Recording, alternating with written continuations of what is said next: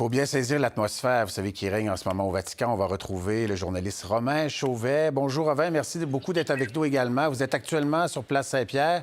Quelle est l'atmosphère en ce moment autour de vous?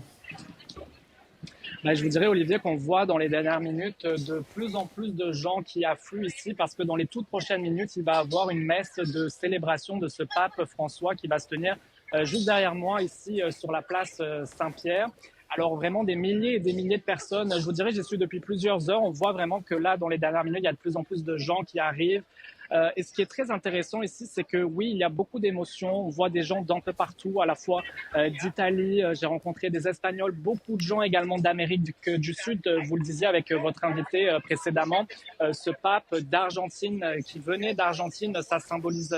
C'était un vrai symbole pour de nombreuses personnes d'Amérique du Sud qui se sentaient représentées, entendues, mais on rencontre également des gens d'un peu partout dans le monde. Alors je vous raconte une anecdote, Olivier, une famille par exemple française que j'ai rencontrée dans les dernières minutes. Ils sont venus pour les célébrations de Pâques ici en vacances avec leur grand-mère de 82 ans. Et ce matin, alors qu'ils étaient en train de marcher pour venir ici sur la place Saint-Pierre, ils ont appris la triste nouvelle. Évidemment, toute une émotion pour cette dame-là qui est très pratiquante. Elle me racontait tous les souvenirs qu'elle avait au cours des dernières années avec ce pape-là. Et puis, vous savez, elle était également comme de nombreuses autres personnes. Hier, il y avait une messe publique pour Pâques ici. Le pape qui a fait une apparition, qui a parlé très brièvement, qui a défilé sur la place à bord de sa papamobile. Alors oui, beaucoup de gens qui le voyaient quand même un peu fatigué hier. On savait qu'il avait des problèmes de santé, mais je vous dirais que c'est quand même la surprise ici. Personne ne s'attendait à ce que cette triste nouvelle arrive aujourd'hui. Oui, c'est dramatique. Une journée, il est là, donc hier, et soudainement, donc il disparaît puis il laisse ses souvenirs. Vous en avez parlé un peu, donc les fidèles réagissent à l'annonce du décès du pape, mais est-ce qu'il était perçu comme un pape proche du peuple? Quelle image laisse-t-il derrière lui, selon ceux que vous avez rencontrés?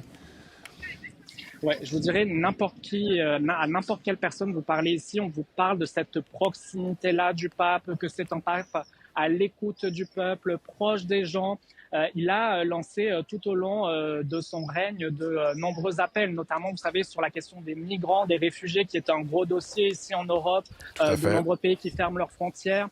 Lui qui, à plusieurs reprises, demandé aux pays en Europe d'ouvrir les bras, d'ouvrir leurs portes pour accueillir ces gens-là. Alors, quand vous parlez aux gens ici, c'est vraiment ça qui revient. Ils se sentaient proches de lui, qu'il donnait l'impression finalement d'une vie très simple. Une dame italienne qui nous disait, écoutez, dès qu'il est accédé à ce poste de pape, on l'a vu à la fenêtre au balcon ici sur la place Saint-Pierre et tout de suite, on a eu cette impression-là de simplicité, d'être proche de lui. Et je vous dirais, Olivier, qu'on entend également beaucoup de craintes sur l'avenir. Il y a beaucoup de gens qui m'ont souligné craindre le prochain pape. Est-ce que ça serait quelqu'un qui serait plus conservateur, qui, notamment avec tout ce qui se passe dans le monde. Vous savez, ici, l'extrême droite en Italie, on voit également ce qui se passe du côté des États-Unis. Alors ça revient beaucoup quand vous parlez aux gens ici. Peur de, finalement, d'un prochain pape qui refermerait cette ouverture-là. Alors, ça reste à voir pour l'instant. Oui, on ressent cette crainte donc avec les gens avec lesquels vous avez parlé. Maintenant, dites-nous, Romain, en terminant, donc la suite. Alors là, il y a une grande prière du Rosaire qui est prévue à 19h30, qui est présidée par le cardinal Mauro Gambetti. Et après ça, donc, ça va se passer à la chapelle résidence Sainte-Marthe. Rappelez-nous un peu les prochaines étapes.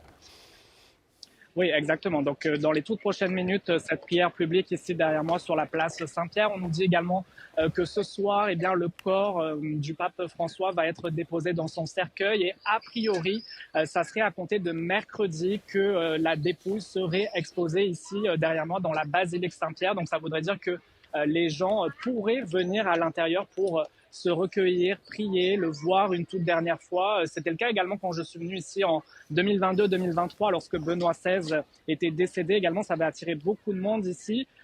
Et ensuite, par la suite, ces obsèques, ces funérailles, on nous dit que ça devrait intervenir dans les prochains jours. C'est pas clair encore, est-ce que ça serait en fin de semaine, la semaine prochaine? Ça reste à déterminer. Et puis évidemment, ce que beaucoup de fidèles attendent également, c'est de savoir qui prendra la suite. Alors là, on nous dit 15 à 18 jours à compter d'aujourd'hui, le temps que le conclave se réunit. Vous savez, oui, exactement. Ce sont des votes qui sont très longs. 2 votes le matin, 2 votes l'après-midi. Il faut que la personne qu'on souhaite nommer ait plus de 2/3 des votes. Alors, il y a tout un processus, plus de 100 personnes qui vont voter. Alors, Vous voyez que c'est loin d'être terminé ici, tout ce processus. Ça ne fait que commencer finalement. Tout à fait. Et Romain, vous allez rester sur place et on aura l'occasion de se reparler un peu plus tard, donc aujourd'hui et lors des prochaines journées. Merci beaucoup Romain. Là. À plus tard. À plus tard.